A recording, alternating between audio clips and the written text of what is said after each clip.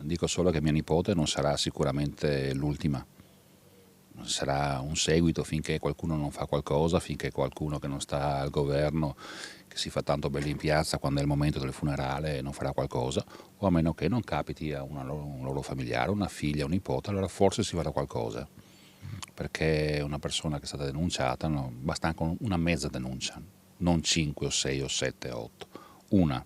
Questo è l'epilogo di tutte quante le donne che hanno denunciato in precedenza, mi sembra. Cioè ormai è una fotocopia. C'è rabbia nel profondo dolore che ha segnato la famiglia di Tania Terrin, la 39enne uccisa dall'ex fidanzato Dino Keber la sera di Ferragosto. Rabbia perché nonostante la querela, le numerose segnalazioni, l'attivazione del codice rosso da parte dei carabinieri, l'ammonimento del questore, il finale è sempre lo stesso e deve finire. È lo sfogo dello zio di Tania, fratello della mamma Marinella, chiusa nel dolore e nella disperazione nella sua casa di Vigonovo, che punta il dito verso un sistema che non funziona e che deve cambiare. Bisognerebbe andare dove? In prefettura. Perché dico, se il prefetto ha le mani legate e arriva solamente all'ammonimento, alziamo le mani, le leggi vanno cambiate. Se il prefetto poteva fare qualcosa di più e non è stato fatto, è un semplice ammonimento, ci sono delle domande da fare, perché è giusto che chi sbagli paghi. Mia nipote ha sbagliato a frequentare, tra virgolette, ancora questa persona, perché ci sono state... ha pagato con la vita, ma deve anche pagare chi non ha fatto abbastanza, per lei e per tutte le altre donne, perché è un continuo. Mia nipote, dico solamente, se le cose vanno avanti così, non sarà l'ultima. A poco servono, continua Massimo, fiaccolate o momenti di rumore. Cosa c'entra? Cosa cambia? Facciamo la fiaccolata perché va di moda? Per farci vedere mettiamo le scarpette rosse? Andiamo in prefettura.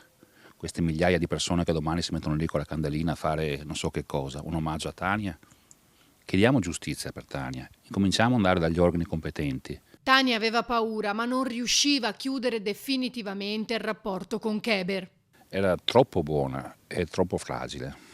Io l'avevo avvertita, ma zio mi fa pena, viene, piange, non so cosa fare, mi fa una pena terribile, dice che vuole fare gesti estremi, lei si sentiva colpevole di questo. È una persona che si vendeva molto ma molto bene, io l'ho avuto in vacanza da me e ho detto che ragazzo fantastico. Poi dietro ogni brava persona si può nascondere un mostro.